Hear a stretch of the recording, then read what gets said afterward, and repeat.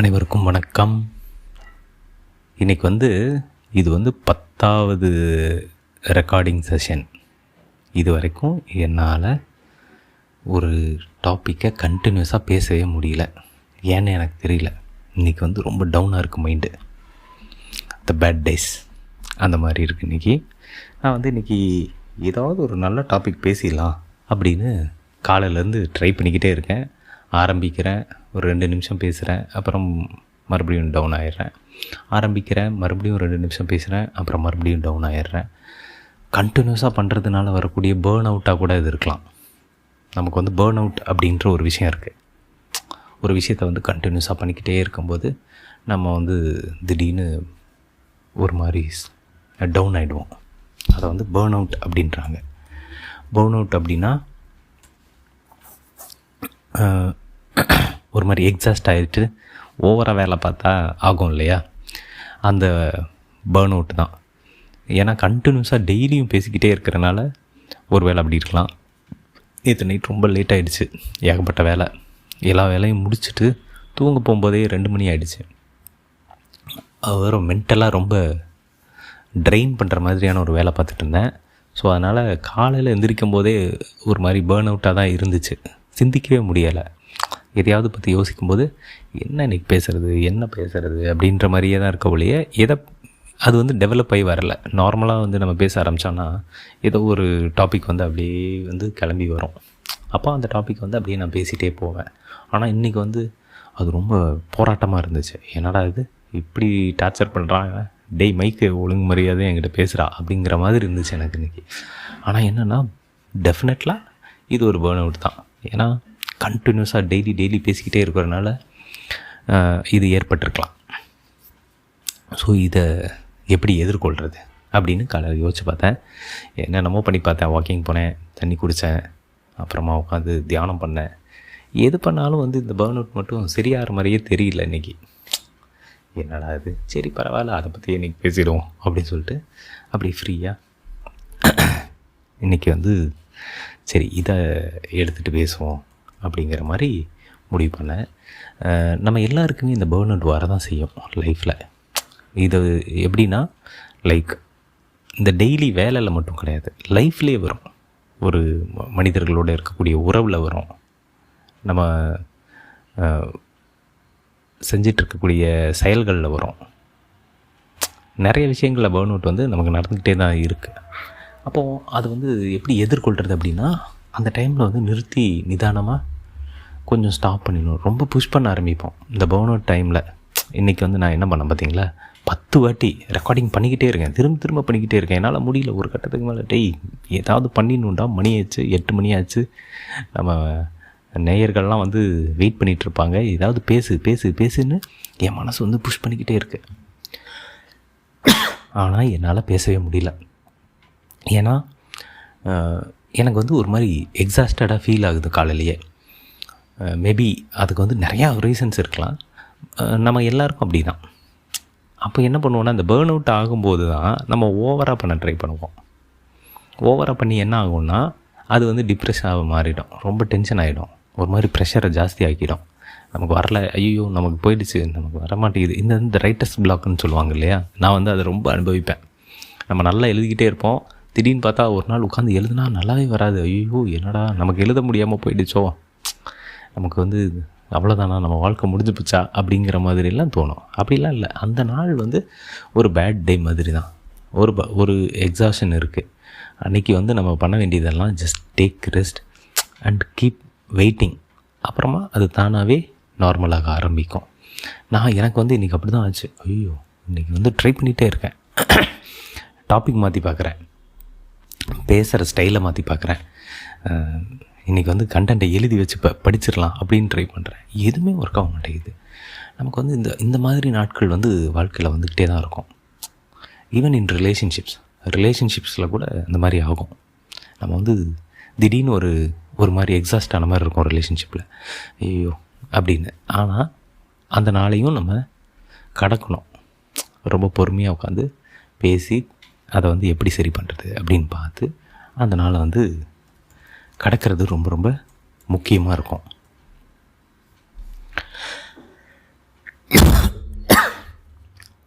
இன்றைக்கி வந்து ஒரு என்னன்னு தெரியல, த்ரோட்டும் வேறு கொஞ்சம் பிரச்சனையாக தான் இருக்குது. அப்போ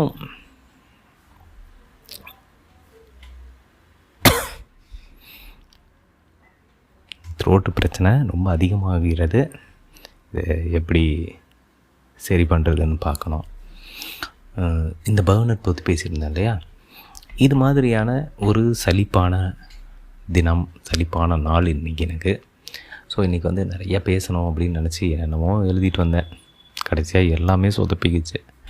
அப்போது இது மாதிரியான நேரத்தில் நம்ம வந்து அந்த சூழலுக்கு நம்மளை ஒப்பு கொடுத்துட்டு கொஞ்சம் அமைதியாக ரிலாக்ஸ்டாக உட்காந்துறது நமக்கு ரொம்ப ரொம்ப நல்லது.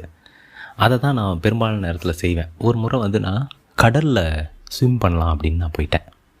கடலில் ஸ்விம் பண்ணுறது அப்படிங்கிறது எனக்கு ரொம்ப ரொம்ப பிடிக்கும். ஆனால் நான் அதை ட்ரை பண்ணதில்லை. ஸ்விம் பண்ணணும்னு ஆசைப்பட்டேன்.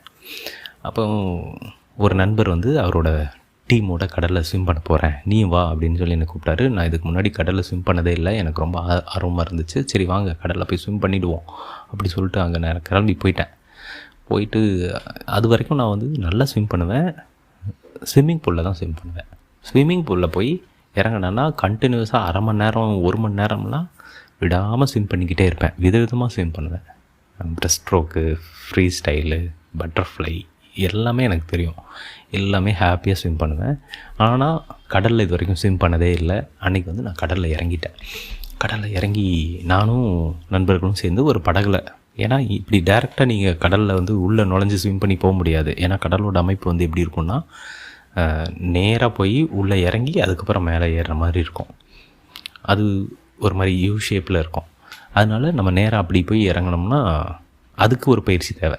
அந்த மாதிரி நேராக கடலில் ஓடி போய் குதித்து நீச்சல் அடித்து கடலுக்குள்ளே போகிறது அப்படிங்கிறதுக்கே ஒரு தனி பயிற்சி வேணும். இல்லைனா அலை வந்து உங்களை வாரி சுருட்டி அப்படியே இழுத்து போய் எங்கேயா தூக்கி போட்டுரும். நீங்கள் பர்ன் அவுட் ஆகிடுவீங்க, ப்ரீத் அவுட் ஆகிடுவீங்க. ஸோ அதனால் என்ன பண்ணாங்கன்னா, ஒரு சின்ன படகுல கொஞ்சம் தூரம் கூட்டிகிட்டு போயிட்டு கடலில் ஒரு கிலோமீட்டர் கரையிலேருந்து 1 கிலோமீட்டரில் கூப்பிட்டு போய் நீங்கள் இங்கே ஸ்விம் பண்ணுங்கன்ட்டாங்க. நான் வந்து இறங்கி ஸ்விம் பண்ண இறங்கிட்டேன் ஸ்விம் பண்ணலான்னு. வெறும் ஒரு 2 மினிட்ஸ் தான் இருக்கும். என்னால் ஸ்விம் பண்ண முடியல. நான் வந்து நல்லா ஸ்விம் பண்ணுற ஆள், 1 மணி நேரம் ஸ்விம் பண்ணுவேன். என்னடா இது இன்றைக்கி என்னால் ஸ்விம் பண்ண முடியல அப்படின்னு எனக்கு ஒரு பயங்கர கோபம். சரி என்னானாலும் சரிடா, இன்றைக்கி இந்த கடலில் ஸ்விம் பண்ணியே ஆகுறதுடான்னு நான் எவ்வளோக்கு எவ்வளோ அதிகமாக முயற்சி பண்ணுறனோ அவ்வளோக்கு எவ்வளோ நான் பர்ன் அவுட் ஆகிட்டே இருக்கேன். என்னால் முடியல. எனக்கு வந்து டவுன் ஆகிக்கிட்டே இருக்குது. ஐயோ என்னடா அது இவ்வளோ டவுன் ஆகிட்டே இருக்குன்னு நான் டயர்டாக வேறு ஆகுறேன். நான் ரொம்ப ட்ரை பண்ணுறேன், நல்லா ஸ்விம் பண்ணிடணும்னு ஸ்விம் பண்ண ட்ரை பண்ணுறேன். நான் எவ்வளோக்கு எவ்வளோ அதிகமாக ட்ரை பண்ணுறேனோ அவ்வளோக்கு எவ்வளோ டயர்டாகுது. என்னால் மூச்சு சரியாக விட முடிய மாட்டேங்குது. எனக்கு திசை தெரிய மாட்டேங்குது. எந்த பக்கம் நம்ம ஸ்விம் பண்ணி எப்படி போகணும் அப்படிங்கிறதே எனக்கு புரியல. என் கூட ஸ்விம் பண்ணிட்டு இருந்தவங்களாம் ரொம்ப தூரம் போயிட்டாங்க. நல்ல வேலையாக அந்த படகு வந்து எங்கள் கூடயே வரும். ஸோ நான் தான் கடைசி ஆளாக கஷ்டப்பட்டு ஸ்விம் பண்ண ட்ரை பண்ணுறேன். என்னால் முடியல. நான் வந்து அவ்வளோதான் முடிஞ்சு போச்சு அப்படின்னு நினச்சிட்டேன். அப்படியே படகை பிடிச்சிட்டு என்னை மேலே ஏற்றிருங்கன்ட்டேன். மேலே ஏறி உட்காந்ததுக்கப்புறம் எனக்கு வந்து என்னோடய கான்ஃபிடென்ஸ் எல்லாமே பிரேக் ஆகிடுச்சு. இதுதான் ரொம்ப முக்கியமான பாயிண்ட்டு. நம்ம ஒரு விஷயத்தை ரொம்ப நல்லா பண்ணிக்கிட்டு இருப்போம். ஒரு நாள் வந்து இந்த பர்ன் அவுட் வரும்போது என்ன ஆகும்னா, நம்ம கான்ஃபிடென்ஸ் எல்லாமே மொத்தமாக பிரேக் ஆகிடும். நம்ம அவுட் ஆகிடுவோம்.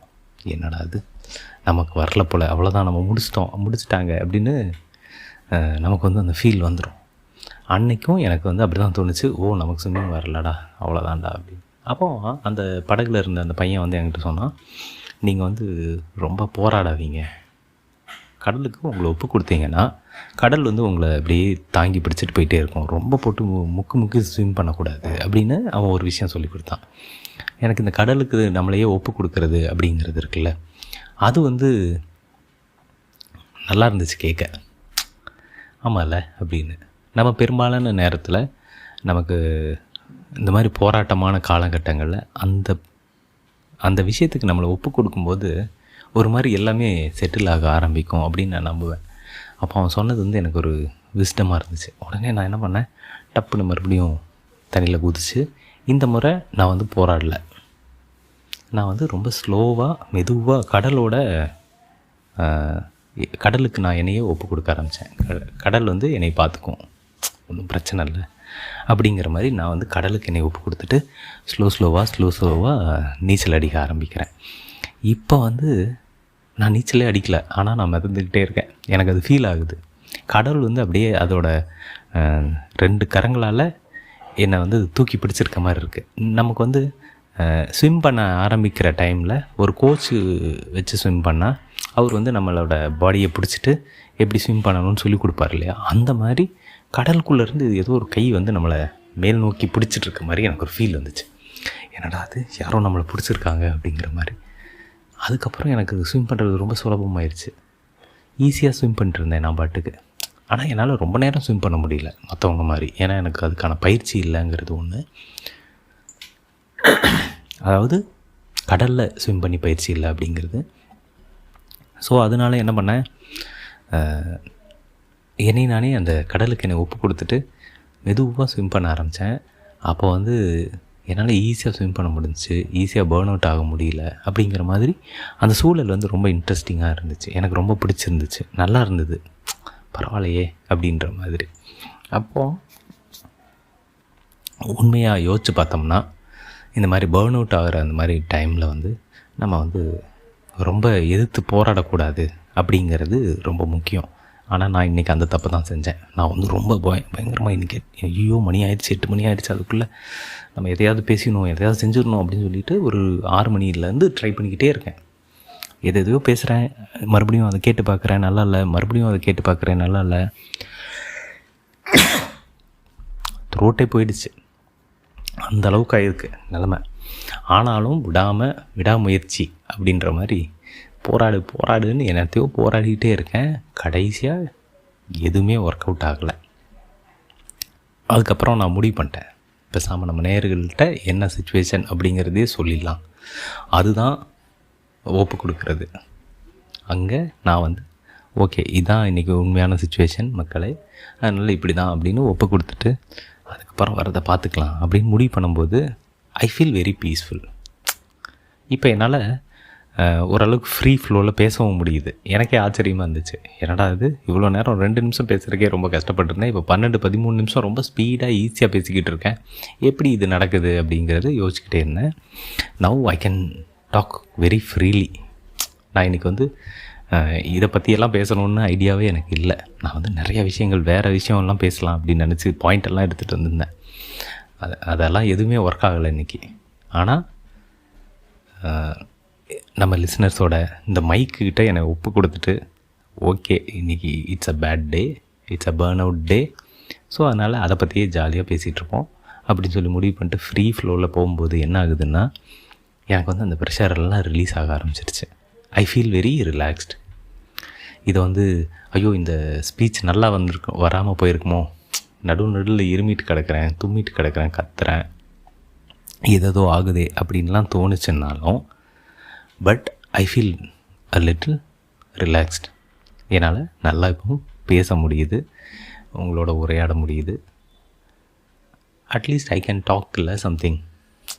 அந்த ப்ரெஷர்லாம் இல்லாமல் இருக்கிறதே எனக்கு ரொம்ப ரிலாக்ஸ்டாக இருக்குது. ஐ ஃபீல் ஓகே, எதுவும் பிரச்சனை இல்லை அப்படிங்கிறது. So whenever we go through this burn out அப்படிங்கும்போதெல்லாம் just go with the flow. அந்த சுச்சுவேஷனுக்கு உங்களை ஒப்பு கொடுக்கும்போது எவ்ரிதிங் வில் செட்டில் டவுன் அப்படிங்கிறத இன்றைக்கி நம்ம கருத்தை வச்சுக்கலாம். இந்த மாதிரி பேர்ன் அவுட் ஆகும்போதெல்லாம் நம்ம என்ன பண்ணணும் அப்படிங்கிறதுக்கான ஆன்சராக இதை வச்சுக்கலாம். என்னென்னா just accept the situation and go with the flow அப்படிங்கிறது. ஸோ இன்றைக்கி இந்த பேர்ன் அவுட் பற்றி தான் நம்ம நிறைய பேசியிருக்கோம், ரொம்ப நேரம் பேசியிருக்கோம். எனக்கே ரொம்ப ஆச்சரியமாக இருக்குது, என்னடா இது கண்டென்ட்டே இல்லாமல் இன்றைக்கி ஒரு கண்டென்ட் பேசியிருக்கோமே அப்படின்னு. கிட்டத்தட்ட 15 நிமிஷம் பேசியிருக்கேன். எனக்கு ரொம்ப மகிழ்ச்சியாக இருக்குது. இது ஒரு இன்றைக்கி என்ன கிழமை? செவ்வாய்க்கிழமை, February 18. ஸோ எப்பவும் போல் எல்லோரும் ரொம்ப சந்தோஷமாக இருங்க, ஸ்மைல் பண்ணிக்கிட்டே இருங்க. உங்களுக்கு இன்றைக்கி பேர்ன் அவுட் ஆச்சுன்னா நான் சொன்னது எப்போவும் அதை மறக்காமல் ஞாபகம் வச்சுக்கோங்க. இனி எப்போ பேர்ன் அவுட்டை வச்சுனாலும் ஜஸ்ட் ரிலாக்ஸ் அண்ட் அக்செப்ட். அப்படியே அந்த சிச்சுவேஷனுக்கு உங்களை ஒப்பு கொடுத்துட்டு Go with the flow. Don't push yourself too much. Yes, it's a exhausting moment. பரவாயில்ல, நம்ம நிச்சயமாக ஒரு கம்பேக் கொடுக்க முடியும். அதுக்கு முதல்ல நம்மளை நாமே ஆஸ்வாசப்படுத்திக்கணும். அது ரொம்ப ரொம்ப ரொம்ப முக்கியம். ஸோ ஹாப்பியாக இருங்க, நல்ல ஸ்மைல் பண்ணுங்கள், ஜாலியாக இருங்க. நிச்சயமாக எப்படிப்பட்ட பேர்ன் அவுட்டையும் நம்ம எதிர்கொள்ளலாம். நாளைக்கு கொஞ்சம் ப்ரிப்பேர் ஆகி நல்ல டாப்பிக்கோடு உங்களோட பேசுகிறேன். அதுவரை உங்களிடமிருந்து விடைபெறுவது உங்கள் மெட்ராஸ் மாங்க் அதிஷா. இது நீ ஒலி பாட்காஸ்ட்.